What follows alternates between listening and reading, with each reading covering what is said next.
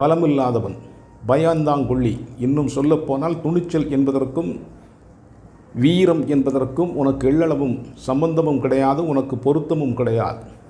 அப்படி துணிச்சல் இருந்திருந்தால், நீ ஒரு வீரனாக இருந்திருந்தால், கரூரிலே உன்னுடைய தேர்தல் பரப்புரையை பார்க்க வந்து, உன்னுடைய குரலை கேட்க வந்து, உன்னுடைய முகத்தை பார்க்க வந்தவர்கள் அன்றைக்கு 39 பேர் செத்துப்போகிறார்கள். செப்டம்பர் 27ஆம் தேதி.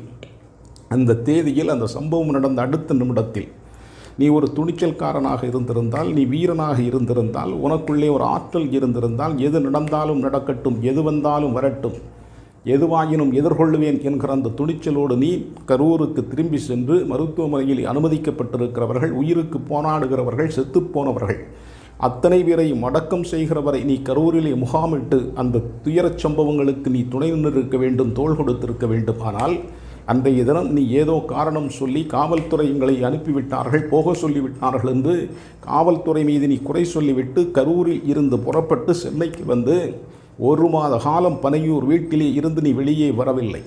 நீ பதுங்கு குழியிலே பனையூரிலே பதுங்கி இருந்தாய்.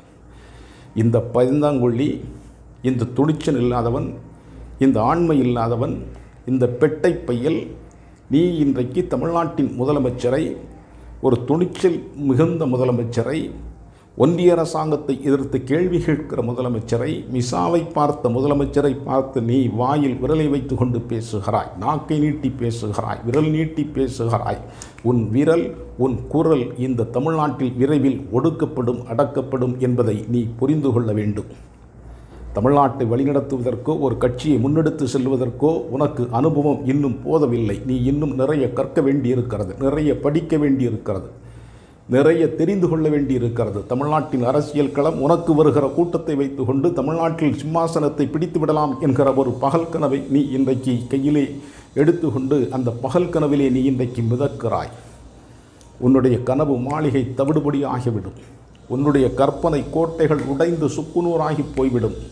தமிழ்நாட்டு மக்கள் கூர்ந்து கவனித்து கொண்டிருக்கிறார்கள். தமிழ்நாட்டு மக்கள் தமிழ்நாட்டின் அரசியல் களத்திலே இருக்கிற தலைவர்களை, யார் எங்களுக்காக இருக்கிறார், யார் எங்களுக்காக இன்றைக்கு திட்டங்களை தருகிறார் என்று மக்கள் எடை போட்டு கொண்டிருக்கிறார்கள். நீங்கள் எடப்பாடி பழனிசாமி, நீ சில்லறை தலைவர்களெல்லாம் திட்டி திட்டி திட்டி திட்டி உங்களை நீங்களே இன்றைக்கு தேய்த்து கொண்டிருக்கிறீர்கள். உங்களுடைய கட்சி அதிமுக கட்சி திராவிட முன்னேற்றக் கழக அரசை, திராவிட மாடல் அரசை திட்டி தீர்ப்பதிலே நீங்கள் தேய்ந்து கொண்டிருக்கிறீர்கள். ஆனால் எப்படி திட்டினாலும், நீங்கள் குறைகளை சொன்னாலும், நீங்கள் சேரள்ளி வீசினாலும் அதையெல்லாம் பொருட்படுத்தாமல் திட்டங்களை தீட்டி மக்களின் கரங்களில்